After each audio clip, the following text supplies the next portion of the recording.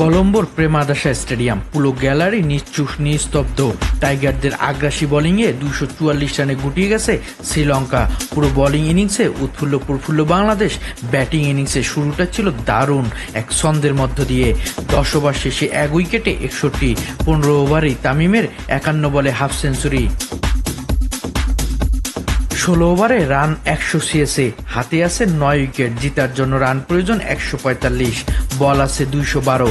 দেখে মনে হচ্ছে সহজ একটা জয় থেকে সামান্য দূরে টাইগাররা, কিন্তু ঠিক ওই মুহূর্তে পাল্টে গেল দৃশ্যপট। যেন একের পর এক মিসাইল আসছে পড়ছে বাংলাদেশ ব্যাটিং শিবিরে। শান্তর এক আচমকা রান আউটে ক্লাসিক ব্যাটিং লাইন আপে নেমে গেল ধস।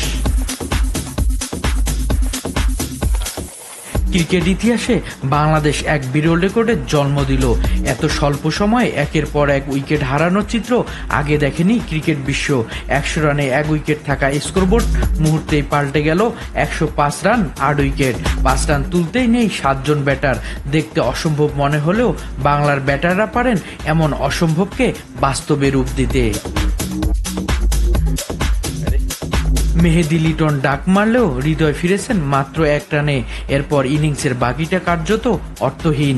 জাকেরের ছক্কা চারে হাফ সেঞ্চুরি করলেও ম্যাচ জেতার আক্ষেপ রয়ে গেছে ম্যাচ হারের মধ্য দিয়ে।